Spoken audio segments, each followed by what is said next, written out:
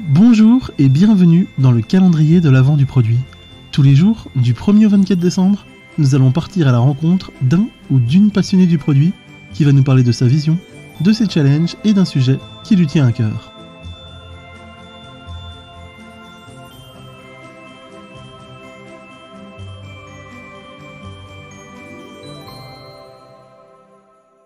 Salut Rémi, comment ça va ? Écoute, très bien, et toi-même ? Ouais, très bien, merci. Est-ce que tu peux te présenter en quelques mots ? Bien sûr. Alors moi, je m'appelle Rémi Rivas, je suis designer consultant, et donc mon travail, en fait, c'est d'accompagner les organisations dans la conception de nouveaux produits et de nouveaux services. Donc, dit plus simplement, j'aide les entreprises, en fait, à innover, à se poser des questions sur l'adéquation de leur offre par rapport aux besoins de leurs clients, et à identifier des nouvelles manières de les satisfaire pour développer de nouveaux produits, de nouveaux moteurs de croissance. Et du coup, comment est-ce que tu as découvert le monde du produit et qu'est-ce qui t'a poussé à y faire carrière ?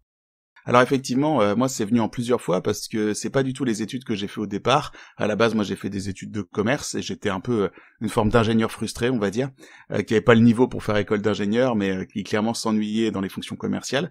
J'ai étudié quand même tout ce qui a trait à l'innovation et la commercialisation de l'innovation dans les entreprises. Ça, c'était ma spécialisation de master. Et après une première expérience assez décevante, assez insatisfaisante chez Microsoft dans des fonctions commerciales, en fait j'ai repris mes études. Je suis passé en école de design. Et j'ai commencé en tant que UX designer, puis après en tant que designer de service, et c'est comme ça que petit à petit, en fait, j'ai appréhendé ce monde-là, et que je me suis fait mon trou là-dedans. Et aujourd'hui, du coup, tu te définis comme un innovation designer. Oui. Est-ce que tu peux un peu expliquer en quoi ça consiste exactement ?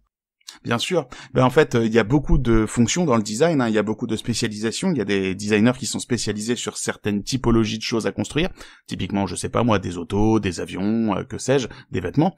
En fait, moi, la spécificité, elle dépend moins de la chose à construire, parce que très fréquemment, j'accompagne dans la conception et la rédaction des specs, mais je mets pas les mains dans la production, ça je laisse les ingénieurs, les développeurs faire ça, c'est leur métier. Moi, mon travail, en fait, c'est plus d'interroger les organisations et de mener un vrai travail réflexif avec elles, qui est au mélange de plein de choses, en fait, que sont la stratégie d'entreprise, c'est là où les fondamentaux business servent bien, le design centré utilisateur, dans la compréhension des besoins, et la compréhension de ce qu'est l'innovation et comment ça s'exécute dans les grandes organisations, pour essayer de déterminer, en fait, des stratégies qui soient les plus efficientes possibles. Donc en fait, par rapport à qui on est et le marché qu'on adresse, par rapport aux besoins de nos clients, par rapport à nos ressources et nos moyens en interne, pourquoi est-ce qu'il est plus pertinent d'essayer de construire cette gamme de produits ou ce service plutôt qu'un autre. Et en fait, moi, c'est ça mon travail, c'est d'aider les gens à innover, c'est-à-dire changer des inventions en innovation le plus rapidement possible. Et du coup, toi, t'arrives en tout début de process, donc t'es pas en équipe produit, mais t'es là pour vraiment accompagner à passer de 0 à 1. C'est ça. Est-ce que t'as des exemples de réussite ou de choses que t'as pu faire récemment ? Alors moi c'est très compliqué parce que je suis contraint par plein de NDA, donc Non-Disclosure Agreements, donc il y a plein de choses que j'ai fait mais j'ai pas le droit de le dire. Donc je vais utiliser des exemples, j'utilise souvent les mêmes mais c'est parce que c'est les rares exemples dont j'ai le droit de parler publiquement. Donc de la refonte logicielle, donc typiquement par exemple un logiciel européen qui est utilisé en marque blanche pour un énorme acteur du leasing automobile qui avait un gros souci d'utilisation du logiciel chez l'ensemble de ses concessionnaires partenaires. Donc il y a eu tout un travail en fait de réinvention et de réagencement du logiciel pour qu'il obéisse mieux aux besoins des concessionnaires. Voilà, ça c'est un exemple de produit. Sinon, qu'est-ce que je peux dire sans trahir de la confidentialité ?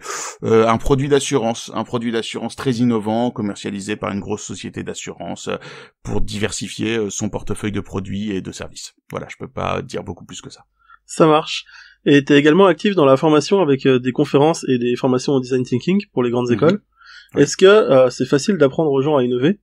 Et est-ce que tout le monde peut innover ? C'est une bonne question. Tout le monde, alors franchement, tout le monde peut innover, certainement. Tout le monde a les moyens d'innover, ça c'est beaucoup moins sûr. Est-ce que c'est facile à apprendre ? À la fois oui et non. Oui, parce que fondamentalement, les conseils que je donne et les méthodes que je donne, faut pas être bac+12 pour les comprendre. Et non, parce que ça consiste souvent à aller à l'inverse de ses intuitions, à inhiber sa créativité et à ne pas faire confiance trop rapidement dans des idées et à ne pas se laisser séduire par des idées, soit l'antithèse de la manière dont on vend et on commercialise l'innovation d'une façon générale. C'est-à-dire qu'en fait, c'est beaucoup de rigueur, c'est beaucoup de méthode. En fait, c'est très proche de la démarche scientifique quand on y pense. Et oui, tout le monde en est capable. Ça veut pas dire non plus que c'est le rôle et la mission de tout le monde dans les organisations. Et ça veut pas dire que les gens à qui on donne cette mission dans les organisations peuvent y arriver si on leur donne pas le soutien politique et les ressources nécessaires. Ouais, au final, j'ai l'impression que le design thinking, c'est plus apprendre à, justement, désapprendre des réflexes que t'as qui, au final, paraissent logiques, mais qui ne le sont pas, quoi. En fait, le design thinking, c'est un constat tout bête. On peut pas gérer un projet de conception comme on gère un projet de production. C'est pas les mêmes indicateurs, c'est pas les mêmes phases, c'est pas les mêmes séquences d'activités. Et si tu veux maximiser les chances de ton projet de conception, autant respecter un enchaînement de phases et autant se poser une série de problèmes distincts dans un ordre spécifique pour essayer, en fait, de répondre aux bonnes questions, mais surtout dans le bon ordre. Et en fait, quand on suit cette méthodologie-là, et c'est l'une des démarches que j'utilise, c'est pas la seule. En fait, on se rend souvent compte que la créativité et ce qui est cher aux gens dans l'imaginaire autour de l'innovation n'apparaît en fait que à plus de la moitié du projet. C'est-à-dire qu'en fait, cette notion de compréhension des utilisateurs, du système, du terrain, d'identification des opportunités de création de valeur, que ça soit dans le Lean Startup ou dans le Design Thinking ou dans l'Outcome Driven Innovation ou dans plein d'autres méthodologies, c'est central en fait. Et souvent c'est très mal fait et c'est bâclé. Et forcément, mauvais diagnostic, mauvais constat de départ égale idée inopérante. Ça c'est systématique. Et dans une ancienne conférence, tu défendais qu'il y avait deux manières de faire des grandes choses, soit en faisant une entreprise et en essayant de conquérir le plus grand marché possible et d'avoir toujours plus de clients, soit au final en faisant du freelance et du coup de devenir le meilleur possible mais dans une niche et dans un domaine hyper particulier pour au final avoir le luxe de pouvoir choisir ses missions et ses clients. Mm-hmm. Est-ce que c'est toujours ta vision aujourd'hui, et si oui, quel conseil tu donneras à quelqu'un qui souhaite aujourd'hui faire du produit en freelance? Alors, je vais répondre en deux temps, c'est-à-dire qu'il y a plein de manières de faire des grandes choses, hein, et donc ce distinguo-là que j'utilise très fréquemment, c'est pour expliquer la différence fondamentale à mon sens qu'il y a entre être entrepreneur et être freelance. Et surtout, j'entends plein de freelance dire qu'ils sont entrepreneurs, et je dis mais non les mecs, non les meufs, vous êtes pas entrepreneurs, et c'est pas grave, c'est pas une honte du tout, mais vous ne jouez pas au même jeu, donc n'essayez pas de vous faire passer pour des entrepreneurs et d'acquérir du statut ou de faire des choses qu'un entrepreneur ferait, si c'est pas ça votre plan de carrière et si c'est pas votre plan de développement économique. C'est ridicule. C'est-à-dire que l'entrepreneur, il essaye de standardiser un asset et il essaye de mettre en place un système pour le produire systématiquement avec un niveau de qualité constant, indépendamment de sa participation. Le freelance, c'est tout l'inverse. Il fait du spécifique, il vend de la solution spécifique à un client unique et ça vaut cher parce que c'est lui qui s'occupe de résoudre le problème, donc par essence c'est pas duplicable. Donc c'est juste, faut assumer l'une des stratégies et avoir un discours cohérent, mais il faut certainement pas essayer de faire les deux à mon sens. C'est une position idéologique, on y reviendra si tu veux. Ta deuxième question, c'était, tu peux me la redonner? Quel conseil est-ce que tu souhaiterais donner à quelqu'un qui veut faire du produit en freelance? Bien s'entourer. Alors déjà se bâtir une solide culture professionnelle, ne pas attendre d'avoir des clients pour être curieux, lire beaucoup la littérature sur le sujet, fréquenter les événements professionnels, fréquenter les communautés constituées de gens qui sont déjà freelance et de gens même qui sont des praticiens qui peuvent être salariés mais qui se réunissent pour parler entre eux, ne pas attendre qu'on nous demande quelque chose pour montrer de quoi on est capable. Donc idéalement déjà trouver n'importe quelle opportunité de s'insérer dans une équipe en place pour comprendre le fonctionnement, comprendre comment ça fonctionne, avoir déjà des expériences satisfaisantes en tant que contributeur. C'est pour ça que ça sert à rien parfois de devenir freelance en sortie d'école. Vaut mieux faire ça après quelques années en agence. On a un portfolio, on a gagné des procédés, des outils et on est autrement plus opérationnel et efficace. Et puis ne pas attendre en fait pour montrer ce qu'on sait faire des retours d'expérience sur ce qu'on a fait, générer de la connaissance, la partager à partir de ça, parce que c'est comme ça que les gens apprennent ce qu'on sait faire et ont le réflexe de faire appel à nous quand ils ont des problèmes. Trop bien. Et pour terminer cette intro, est-ce qu'il y a quelque chose concernant le produit que tu as appris récemment? Récemment, c'est une bonne question. Pas vraiment récemment. Disons qu'en fait, ce qui est vraiment fascinant quand t'es designer et quand tu te penches sur la culture produit, et moi c'est pas la manière dont j'opère, parce que moi je fais du one shot dans des missions de conseil pour réaligner des organisations et les mettre sur la bonne voie, mais quand tu fais du produit au quotidien, tu vois vraiment que c'est Sisyphe en fait, hein. Tu vois vraiment que t'es constamment en fait en train de reprendre ton ouvrage, le remettre sur le métier, recommencer, et pour moi en fait pour connaître beaucoup de product managers, de PO aussi, je dirais qu'en fait voilà c'est résilience. C'est-à-dire, en fait, je pense que si tu fais du produit, il faut être patient et il faut être capable de réinvestiguer le même problème encore et encore un grand nombre de fois avant d'arriver à faire du résultat. Il faut avoir cette patience.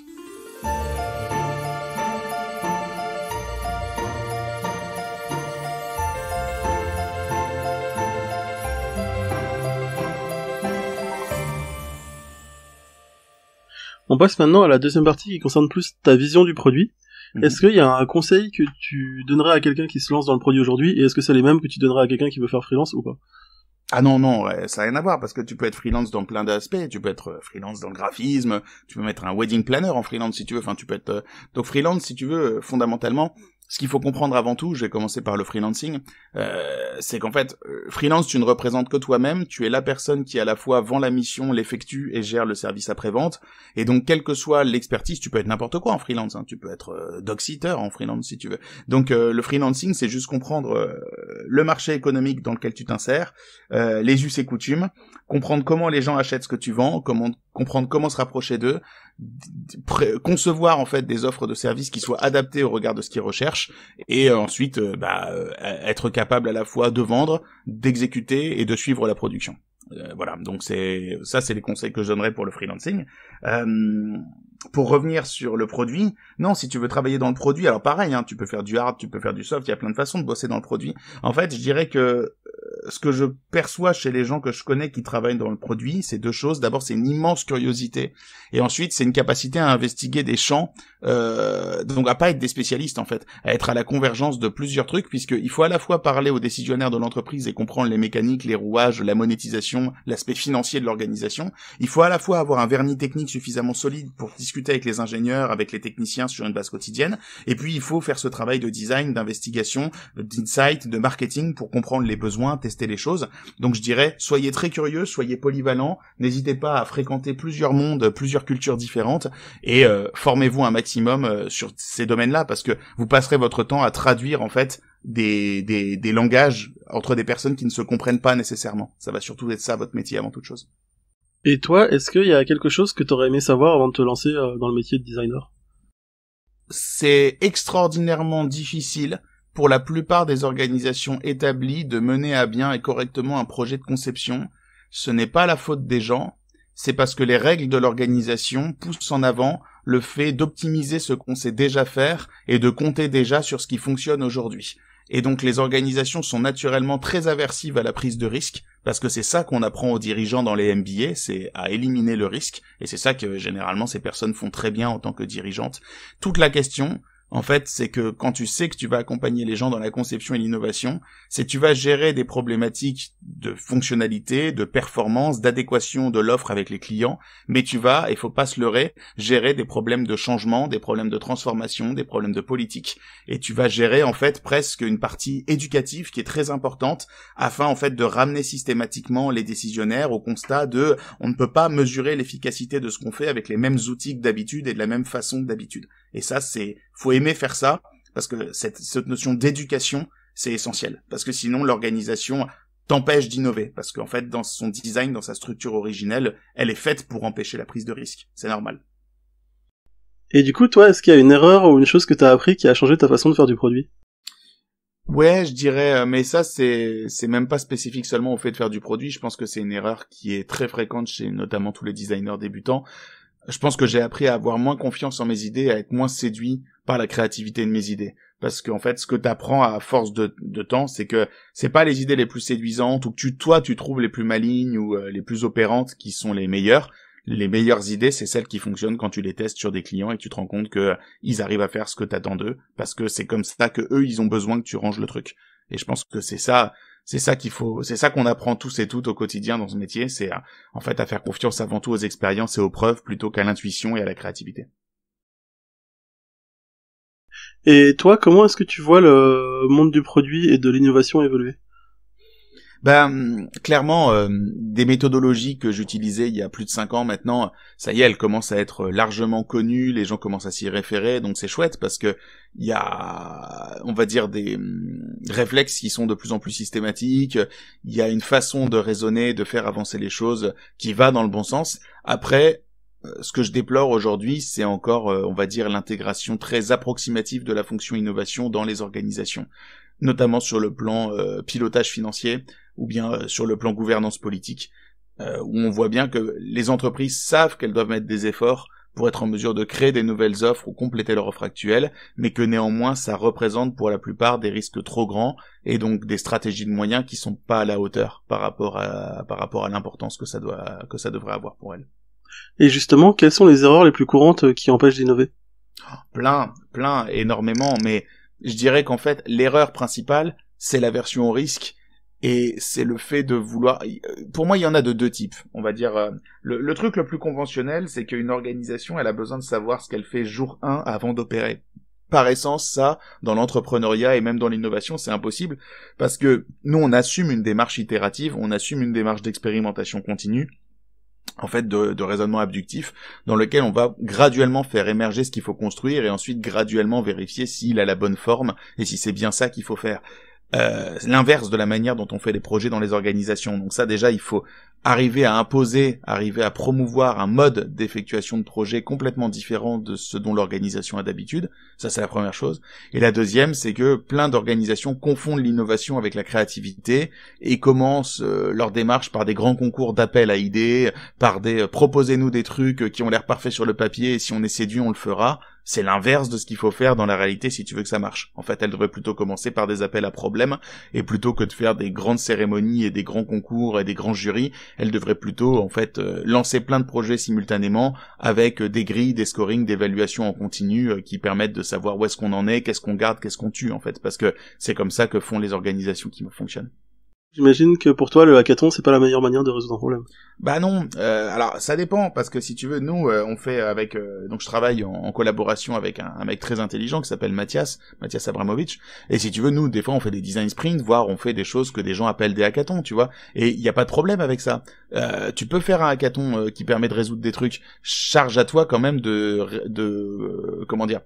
spécifier suffisamment bien le problème qu'il s'agit à résoudre. La plupart des hackathons, c'est pas ce format-là, c'est en mode voilà une techno, voilà des potentiels, marrez-vous, imaginez des trucs, et ça sert à faire des POC et des démonstrateurs, et c'est super. Mais à la fin, quand tu sors d'un hackathon avec un truc que t'as pondu, ben en fait, là, si seulement à ce moment-là tu te poses la question de qui aurait besoin de ça et qui serait prêt à le payer, tu vas vite découvrir que t'as pas vraiment résolu un problème important et que tes clients ils existent pas, quoi. Donc t'as fait l'erreur classique qu'on dit aux entrepreneurs de pas faire, t'as construit un truc avant de vérifier si les gens en avaient besoin et si t'étais capable de le vendre, quoi. Tu vois. Donc c'est surtout ça. Mais un hackathon par contre qui est utilisé au bon moment dans un processus global d'innovation avec une bonne cartographie du problème et une bonne présentation des problèmes fondamentaux à résoudre, là oui, là ça peut avoir toute son utilité et là je promeux.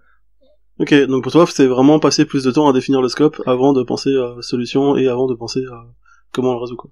Quand on y pense, si tu veux, c'est essentiel. Et en fait, quand on y réfléchit, c'est même la base. C'est-à-dire que l'entrepreneuriat, fondamentalement, c'est aller faire une proposition de valeur additionnelle sur un marché qui existe déjà, à des clients qui existent déjà. Si t'as pas compris ton marché, si t'as pas compris tes clients, comment veux-tu ambitionner d'arriver à construire un produit qui soit plus intelligent, meilleur que tous les autres, et que ton client soit susceptible d'acheter, si t'as déjà pas compris qui il est, comment il dépense de l'argent et qu'est-ce qu'il utilise aujourd'hui?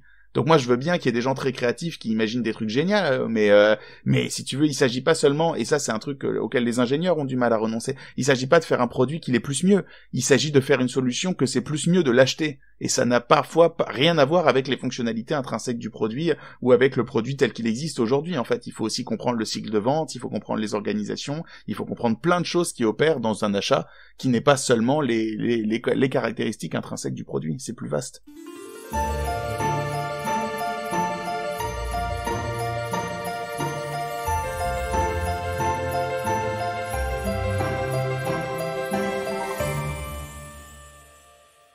On passe maintenant au thème du jour qui est le design centré utilisateur. Pourquoi est-ce que tu as choisi ce thème? Alors pourquoi est-ce que j'ai fait ma carrière là-dedans? Enfin pourquoi j'ai voulu devenir designer? Et pourquoi aussi parler de ce thème-là aujourd'hui? Parce que pour moi le design est forcément centré utilisateur, est-ce que c'est pas toujours le cas? Bah, si tu veux, c'est ça qui est génial, c'est que le fait que tu le dises prouve que t'as compris beaucoup plus de choses que beaucoup de gens.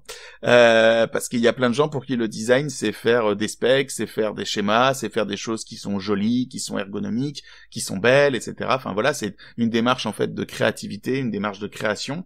Et oui, enfin ça peut être ça, mais clairement oui, tel que tu le dis, pour moi, le design par essence, il doit être centré utilisateur, et donc ça veut dire que il ne peut pas seulement être qu'une forme d'inspiration, de conception inspirée, vaguement artistique qu'on demande à des individus qui sont des designers experts, mais bien une démarche de compréhension des gens, des problèmes qu'ils vivent et de la manière de les résoudre. Et ça, c'est pas la vision que tout le monde a du design, et c'est très regrettable souvent parce qu'on perd beaucoup de temps à faire des brainstorms trop longs où tout le monde imagine des choses géniales en disant ça serait super, mais les vrais gens de la vraie vie ils s'en foutent, quoi. Donc effectivement, quiconque ambitionne de changer la vie des gens à travers un produit ou un service a pour devoir déjà de commencer à se demander qui sont ces personnes et ce qu'elles attendent vraisemblablement de nous, quoi. Ça serait un bon début. Et justement, est-ce que tu as des bonnes pratiques pour faire du design? Bien sûr, si tu veux, la meilleure des pratiques à mon sens, et c'est la plus difficile, c'est d'arriver à dissocier le constat de la solution. C'est-à-dire que qui que vous soyez et quel que soit ce que vous ambitionnez de construire, avant d'avoir des idées, ou même ayez des idées, c'est pas grave, notez-les, puis oubliez que vous les avez, notez-les quelque part, comme ça vous les avez pas perdues, et ensuite arrivez la tête vide et de la façon la plus neutre, la plus objective possible, et demandez-vous où est-ce que je pourrais aller pour observer des gens de la vie normale faire des trucs comme si j'étais pas là. C'est-à-dire, n'allez certainement pas voir des gens pour leur vendre votre idée ou promouvoir cette idée, ça arrivera plus tard, ça, quand vous aurez vérifié, mais dans un premier temps, allez dans l'endroit où les gens utilisent le produit, la solution, demandez l'autorisation de vous asseoir dans un coin de la pièce, taisez-vous, et observez un maximum et prenez des notes, et vous allez observer ce que les gens font quand vous n'êtes pas là, avec les solutions de la vie d'aujourd'hui, les questions qui se posent, les problèmes qu'ils rencontrent. Et n'essayez pas de les résoudre tout de suite, simplement observez-les, et vous allez voir déjà à quel point vous n'aviez pas compris les problèmes. Vous n'aviez pas compris les gens et les problèmes, ce qui est tout à fait normal, parce que pour comprendre les gens et les problèmes qu'ils vivent, il faut aller à leur contact, là où ça se passe dans la vraie vie, et les observer bosser. Il n'y a pas vraiment d'autre solution. Et justement, tu parlais de problèmes. Comment on sait qu'on est sur un bon problème? Comment on mesure ça et qu'on est sûr qu'on n'est pas en train d'essayer de résoudre le mauvais problème? Tout à fait. Alors, il y a plusieurs techniques pour ça, et ça dépend surtout du point de vue. C'est-à-dire que si tu essayes de monter une entreprise, ce qui est à la mode en ce moment, ce que plein de gens essayent de faire, créer une société, déjà, en fait, un truc tout bête que tu peux te demander, c'est est-ce que j'opère sur un marché économique qui me permet de rentrer, c'est-à-dire un marché qui est pas encore verrouillé par un oligopole d'acteurs hyper forts et qui verrouille le marché, un marché sur lequel j'ai des compétences, un marché sur lequel je peux m'insérer. Déjà, il y a plein de considérations économiques et stratégiques que tu peux prendre en compte avant même de considérer le problème pour savoir si je veux construire une activité économique type entrepreneuriale pour résoudre ce truc, est-ce que déjà je peux m'insérer sur ce marché réalistement ou est-ce que c'est foutu par rapport au coût d'entrée, par rapport à la structure de la concurrence, par rapport au fait que je puisse ou non m'installer en tant que nouvel acteur là-dedans, dans cet écosystème. Déjà, c'est la première chose. Et puis ensuite, après, les autres considérations que tu peux avoir, effectivement, c'est la force du problème pour le client, donc à savoir, est-ce que c'est un problème pour lequel il essaye activement de trouver des solutions? Est-ce que c'est un problème dans lequel il met des ressources, du temps, de la considération aujourd'hui? Est-ce que c'est un problème qu'il essaye lui-même en fait de résoudre sous une forme ou sous une autre aujourd'hui? Si lui-même n'est pas conscient du problème et si tu essayes de pousser un problème qu'il a pas vu dans sa tête, vraisemblablement, c'est pas une bonne idée parce que t'auras pas le temps d'éduquer ton consommateur, ton client et de le convaincre qu'il ferait mieux de résoudre des trucs que toi t'as vu et lui pas. Notre boulot, c'est pas de convaincre des gens de faire des choses qu'ils veulent pas faire, c'est comprendre ce qu'ils essayent de faire et leur offrir des solutions pour qu'ils le fassent mieux. Donc en fait, il y a une notion de timing, on peut avoir un bon problème mais pas être là au bon moment. Tout le temps. Et si tu veux, j'en veux pour preuve, et c'est d'autant plus drôle, enfin drôle et tragique à la fois, que sur la route de l'entrepreneuriat, quand tu vois n'importe quelle app qui fonctionne, n'importe quel truc en ligne qui est génial, tout le monde dit c'est révolutionnaire, ça avait jamais été vu avant, c'est faux. Ça a été vu avant. Généralement, il y a un mec ou une meuf qui a essayé de lancer ça 5 ans avant, au mauvais moment, et ça n'a pas pris. Et donc, personne n'en voulait. Et donc, c'était un échec. Et puis 5 ans après, quand c'est le bon moment, quand l'audience est éduquée, quand elle a l'habitude d'utiliser cette typologie de solution, etc., quand le problème a pris plus d'importance, là curieusement, tout le monde cherche une solution. Et là tu te dis, la boîte qui s'est lancée il y a 5 ans, maintenant, vous pourriez le faire. Et les gens ils te disent, mais trop tard, nous on n'a plus d'argent, on s'est lancé trop tôt, on n'a pas compris notre marché, et maintenant la boîte elle est morte et c'est une autre boîte qui va récupérer tout le travail qu'on a fait. Ça arrive tout le temps. Et souvent on dit que pour commencer, il vaut mieux avoir un seul persona et cibler une niche, donc oui. Un très petit nombre de gens. Comment est-ce que tu choisis ta niche et surtout, on peut avoir l'idée de se dire mon produit, ma solution, elle peut correspondre à peu près tout le monde. Mm-hmm. Comment est-ce que tu sors justement de cette idée de tout le monde en a besoin, par exemple, personne ne me faire personne ne m'attendre, donc en fait mon appli de file d'attente, elle va servir à tout le monde, ou personne n'a envie de plus avoir de batterie, et donc tout le monde peut vouloir louer mes batteries, quoi. Regarde, on va prendre ton idée de file d'attente, parce que t'as raison, l'attente, c'est un problème essentiel. Et effectivement, il y a plein d'endroits où on attend tout le temps, et très effectivement, à moins que l'attente soit un procédé agréable, parce qu'il y a aussi des fois des compagnies aériennes, elles disent ok, tu prendras le vol d'après, en attendant c'est open bar, tiens voilà des coupons et va picoler à notre santé au bar, et là curieusement attendre n'est plus un problème. Mais imaginons des situations dans lesquelles attendre est un problème, d'accord? Il y en a plein. Si tu fais un produit pour tout le monde, tu fais un produit pour personne. Et surtout, tu vas te rendre compte que attendre au restaurant, c'est pas la même chose qu'attendre à l'hôpital, et c'est pas la même chose qu'attendre dans la file d'attente du supermarché, ou qu'attendre dans une queue devant un musée. Et que donc, du coup, ces gens qui attendent, c'est pas les mêmes, ils ont pas les mêmes attentes, ils ont pas les mêmes besoins, ils ont pas les mêmes questions.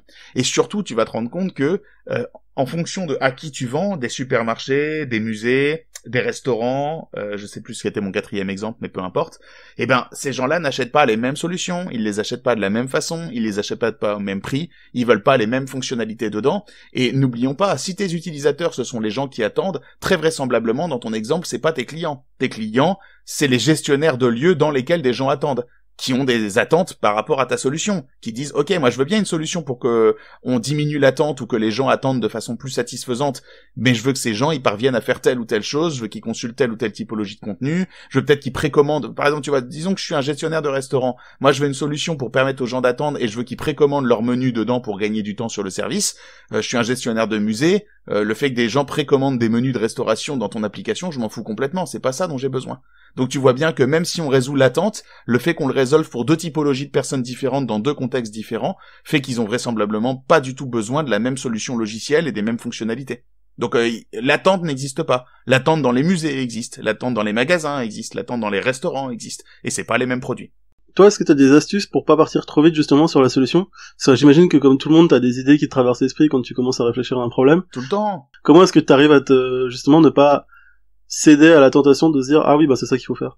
Bah, si tu veux, les méthodologies qu'on met en place dans l'accompagnement de l'innovation, d'une manière générale, elles sont structurées là-dessus. C'est qu'en fait, t'as un ensemble d'indicateurs et de questions fondamentales, et t'as pas le droit de passer à la phase d'après tant que j'ai envie de dire, pour paraphraser l'autre, tant que la question, elle est pas répondue. Donc, tu vois, en fait, le truc, c'est au départ, par exemple, si tu veux innover, si tu veux entreprendre sur un marché, déjà, tu dois démontrer la force du marché. C'est-à-dire, tu dois démontrer dans quelle mesure il y a un volume intéressant, une fragmentation concurrentielle intéressante, un potentiel de croissance intéressant, des barrières à l'entrée qui te permettent d'accéder à ce marché, etc. Donc, avant même de t'intéresser au marché, avant même de t'intéresser à l'idée, s'intéresser au marché. Ensuite, une fois que le marché a vraiment un potentiel intéressant, s'intéresser à l'audience, à la segmentation client, et donc aller chercher les personnes qui sont réellement les plus demandeuses, parce que aujourd'hui, on peut constater quels sont les clients insatisfaits d'autres personnes, qu'elles ont un potentiel de pouvoir dépenser de l'argent et un pouvoir de décision dans le fait de choisir une solution ou une autre, aller au contact de ces personnes et diagnostiquer précisément les problèmes qu'elles cherchent à résoudre en priorité à cause de l'inadéquation de la solution avec ce qu'elles essayent d'accomplir. Puis ensuite seulement, là tu peux te poser la question et donc du coup, pourquoi ma solution serait mieux et arriverait à mieux résoudre ce problème? Mais déjà, t'as validé le plus dur. Il existe des vrais gens de la vraie vie, ils ont un vrai problème dont ils sont vraiment conscients, et ces gens-là représentent des vrais clients potentiels parce qu'ils ont un pouvoir d'achat et le désir d'acheter des solutions pour résoudre des problèmes. Donc là oui, là tu peux y aller, ouais. Et est-ce que justement le problème est à ce point-là indispensable? Enfin, j'imagine que, quand tu prends Coca et Pepsi, tu te dis, si Coca existait déjà, il n'y a pas d'intérêt à créer du Pepsi parce que le problème est déjà résolu. Pareil, dans l'industrie du loisir, tu peux te dire, il y a déjà plein de manières d'apporter du bonheur aux gens ou de les divertir. Est-ce que, des fois, tu te dis pas, est-ce que je résous vraiment un problème? Bah c'est intéressant, hein. Et donc effectivement, si on se penche sur l'histoire de Pepsi, que je connais très mal, hein, moi j'ai vu quelques documentaires sur le sujet il y a longtemps, si je m'en rappelle bien, Pepsi est arrivé quelques décennies après Coca, et l'angle qu'ils ont choisi, parce que c'est un angle qui marche à tous les coups, c'était les jeunes. Et donc ils ont dit, tu veux pas boire la boisson de tes vieux, toi tu veux une boisson de jeunes pour montrer que t'es jeune. Donc en fait l'axe de différenciation c'était, voilà, nous on est spécifiquement adapté et tourné vers la jeunesse. D'ailleurs c'est un positionnement qu'ils ont continué à exploiter, notamment au cœur des années 80, quand ça a été leurs années folles avec Michael Jackson et tout ça. Donc effectivement, est-ce que quand un besoin est résolu avec un produit, on peut considérer qu'il n'y a pas besoin de produits annexes? Bah je vais te retourner la question. La dernière fois, mais attention, le chiffre date, hein, c'est la dernière fois que j'ai vérifié, je pense qu'il a augmenté depuis. Combien il y a de produits boissons dans le portefeuille produit de Coca-Cola? Combien il y a de marques de boissons, exclusivement de boissons? Je sais pas, une quarantaine, je dirais. 1500. Donc même Coca-Cola, ils font du café, de l'eau, des kyrielles de centaines de sodas avec des goûts différents, des formules différentes, parce que même eux, ils ont compris que même quand ton produit phare, c'est Coca-Cola et que tu le distribues partout sur la Terre, avoir 1499 autres produits pour prendre les niches, c'est pas mal non plus. Et on voit bien qu'en fait, même une stratégie globale comme Coca-Cola tolère le fait qu'un seul produit répond pas à tout, quoi. Hein, parce que voilà, les gens, il y a des gens qui aiment pas le Coca, ces gens-là ont le droit de boire des trucs aussi. Et est-ce que à l'inverse, il y a pas des problèmes qui ont l'air bons mais qui prennent pas? Par exemple, genre si je prends l'exemple des super apps, ça marche en Asie, il y a beaucoup de monde qui les utilise. Ouais. Et on se dit que ça peut forcément marcher en Europe parce que les gens ont pas envie de télécharger 50 000 applis différentes, de s'approprier des UX différents, de recréer un compte à chaque fois. Et pourtant, il y a plein de gens qui ont essayé, ça a jamais marché. Tout à fait. Du coup, pourquoi est-ce que ça prend pas? Est-ce que c'est pas un vrai problème ou est-ce qu'il y a d'autres raisons qui peuvent l'expliquer? Alors moi je suis pas du tout un expert des super apps, hein, donc j'ai pas d'avis éclairé sur le sujet. Néanmoins, je vais me permettre de citer un ami à moi qui s'appelle Pierre Conro, avec qui je discutais récemment, et qui lui par exemple me disait une théorie que je trouve tout à fait intéressante. Il me dit dans la plupart des pays d'Asie dans lesquels les super apps fonctionnent, il y a les clients, les utilisateurs, ils sont possesseurs de smartphones qui sont autrement moins performants que les nôtres, avec des espaces de stockage autrement plus restreints. Pour ces gens-là, pouvoir en fait avoir une seule application à télécharger et à utiliser, tant pour le flux de données que ça représente que pour l'espace de stockage, ça représente un vrai bénéfice. Et en fait, cette valeur, cette force concurrentielle par rapport aux autres apps et par rapport à la taille limitée des disques durs, tu la retrouves pas en Europe ou aux États-Unis. Et ça peut expliquer, selon lui, partiellement, pourquoi il est très facile pour d'autres applications d'avoir un discours du type « on est plus adapté, utilisez-nous ». Quand en Asie, ça peut représenter un vrai trade-off, puisque si tu dois installer un truc, la première question que tu te poses, c'est « qu'est-ce que je dois désinstaller ?» Et alors, il y avait une théorie que je trouvais intéressante de Jean de la Roche-Brochard, qui est investisseur chez Kima.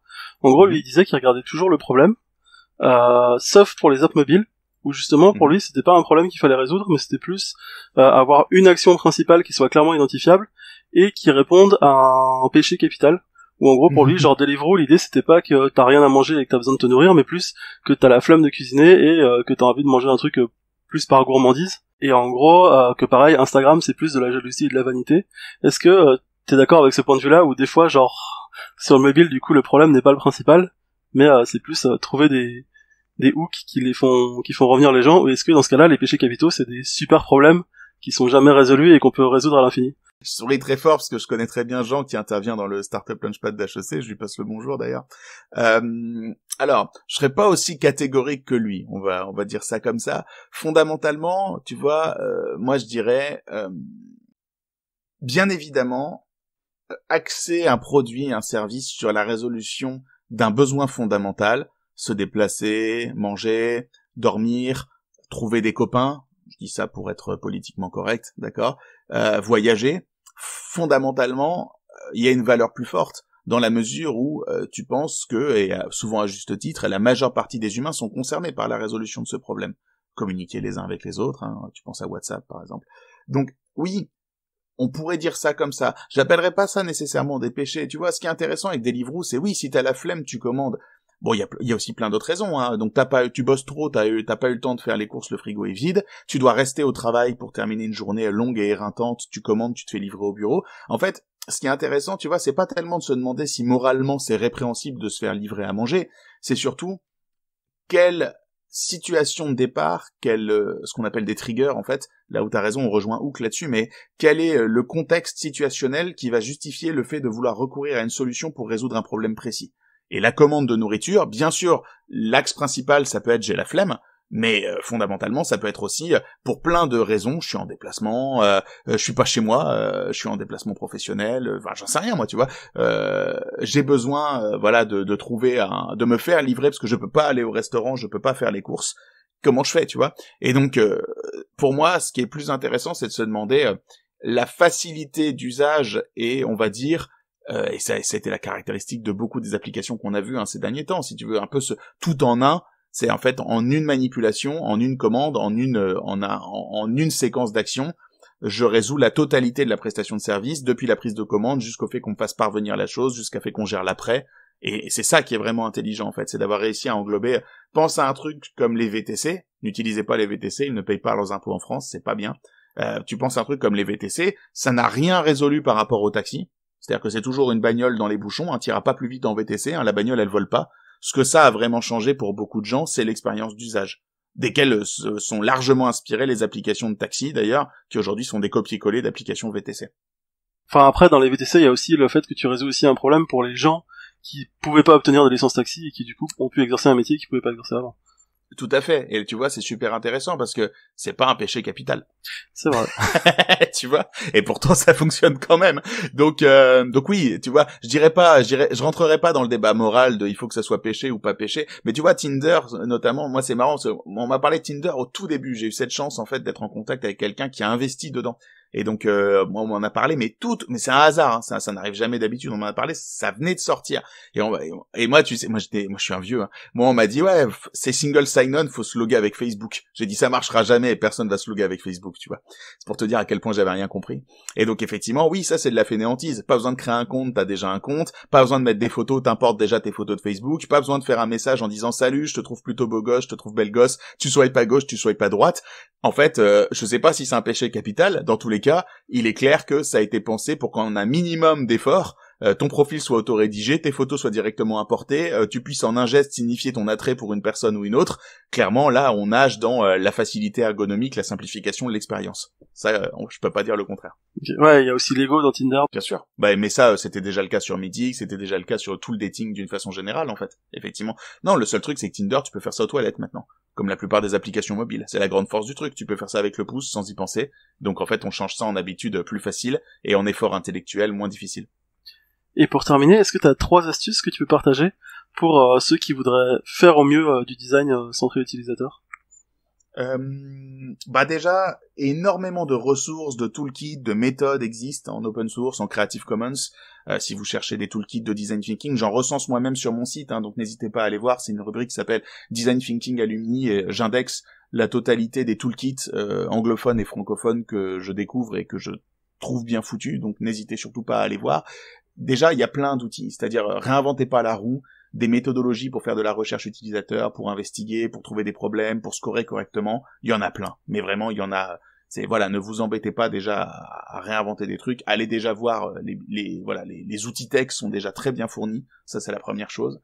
La deuxième, c'est essayez pas de tout implémenter d'un coup. C'est très compliqué. C'est-à-dire à minima, imposez-vous lors de votre prochaine démarche de conception de devoir rentrer en contact avec des utilisateurs en amont de tout ce que vous essayez de faire. C'est-à-dire, je sais pas, moi, si vous voulez faire une app qui fait ça, mais vous n'avez pas le droit de le faire tant que vous n'êtes pas allé voir, tant que vous n'avez pas interrogé 10 à 20 personnes qui utilisent une app similaire ou qui essayent de résoudre un besoin similaire. Et ne vous contentez pas de les interroger. Alors déjà, si vous les interrogez, n'utilisez pas le futur ou le conditionnel. Ne dites pas, si je ferais une app, est-ce que tu l'aimerais? Parce que ça, c'est la pire question du monde. Qui va répondre non, d'accord? Utilisez le présent et le passé. Qu'est-ce que tu utilises aujourd'hui? Comment tu as su que c'est ça qu'il fallait utiliser? Qu'est-ce que tu as testé? Qu'est-ce qui a marché? Qu'est-ce qui n'a pas marché? Ce qui vous intéresse, c'est pas le conditionnel, c'est l'indicatif, c'est qu'est-ce que la personne fait maintenant, là, tout de suite. Et la deuxième chose, c'est ne les interrogez pas, observez-les. Donc en fait, allez là où les gens font les choses, demandez-leur de sortir le téléphone de la poche, d'ouvrir l'ordinateur et de vous montrer pragmatiquement, concrètement, comment ils font. Et vous allez voir que c'est énorme la différence. Et il n'y a pas que le design thinking ou le design centré utilisateur qui professe ça. Hein. C'est les théoriciens du lean management disent exactement la même chose. La réalité, elle est sur le terrain, là où les gens font des choses avec leurs mains. C'est donc vous ne pouvez pas ne pas aller voir le terrain. Si vous voulez designer quelque chose pour quelqu'un, si vous voulez faire un produit, voyez-le comme le fait de faire le meilleur cadeau du monde à quelqu'un. Comment voulez-vous offrir un cadeau à quelqu'un que vous ne connaissez pas? Vous devez connaître cette personne et vous devez aller voir le travail qu'elle fait, le terrain sur lequel elle opère et vous en avoir la représentation la plus précise possible en biaisant le moins possible cette observation de façon à ce que demain, quand vous vous demanderez s'il faut mettre telle fonctionnalité ou telle bidule, la réponse soit évidente. C'est oui parce que ça va l'aider dans son boulot, je sais pourquoi, ou non parce que clairement par rapport à ce qu'on lui demande, c'est pas une priorité. Et vous allez voir à quel point prendre ce temps en amont va vous aider à prioriser vos backlogs et faire des choix intelligents. Ah oui, et dernier truc, tout se teste. C'est-à-dire, tout se teste sur maquette avant. Ne développez rien qui ne soit pas préalablement testé sur maquette. Vous allez voir le temps, parce que coder, c'est frustrant. Mais alors, décoder un truc ou supprimer une fonctionnalité parce qu'elle sert à rien une fois qu'on l'a développée, c'est encore plus frustrant. Et dans maquette, t'inclus les outils no-code ou pas? Alors, ça peut être le no-code. C'est vrai que moi, aujourd'hui, j'ai été subjugué, parce que j'étais complètement passé à côté de cette révolution. Je pense qu'on peut parler de révolution. D'ailleurs, Google Spreadsheet vient de publier, là, maintenant ils vont permettre de faire des applications BI juste à partir de dashboard. Tu peux drag and dropper des interfaces. Enfin, c'est ahurissant à quel point cette notion, en fait, d'éditeur d'interface ça devient de plus en plus simple et de plus en plus avancé. En fait, c'est fou ce que tu peux faire sans avoir même de base en front-end. Le back, c'est plus compliqué, mais donc effectivement, le no-code, oui, c'est une très bonne alternative, et mieux qu'une alternative, là, ce qui est génial avec le no-code, c'est que t'as un MVP que tu peux relier à un système de paiement avec Stripe, et quand t'auras fait tes 500, 5000 premiers clients avec ton MVP, bon bah tu pourras aller lever de l'argent ou faire un emprunt ou recoder le truc en propre, quoi. Mais là, tu vois, t'auras de très loin dépassé la question du est-ce que les gens sont prêts à payer pour ça, quoi. Bah merci beaucoup en tout cas d'avoir participé à ce calendrier de l'avant du produit. C'était un plaisir. Est-ce que t'as quelque chose à rajouter ou un mot de la fin? Restez curieux, laissez les gens vous mener aux meilleures idées. Les meilleures idées, vous ne pouvez pas les avoir. Forcément, ce sont les gens qui sont confrontés aux problèmes au quotidien qui les auront. Ils sauront pas mieux que vous comment résoudre le truc ou comment il faut le ranger, mais ils seront pleins de bonne volonté. La plupart des gens sont très désireux de vous aider à résoudre leurs problèmes, de participer, et on sous-estime complètement ce que ça veut dire d'intégrer ces gens-là dans la réflexion et dans la conception, parce que après ça devient vos power users, ça devient vos meilleurs ambassadeurs, et une communauté qui vous inspire et qui vous drive au quotidien. Donc foncez voir les gens que vous voulez aider, devenez potes avec eux, voilà, enfin c'est une magnifique aventure, et tant sur le plan humain que sur la qualité du travail que vous faites. Et voilà, cet épisode du calendrier de l'avant du produit est maintenant terminé. J'espère que vous l'avez apprécié. Je vous souhaite une très bonne journée et on se retrouve demain pour un nouvel épisode. À demain!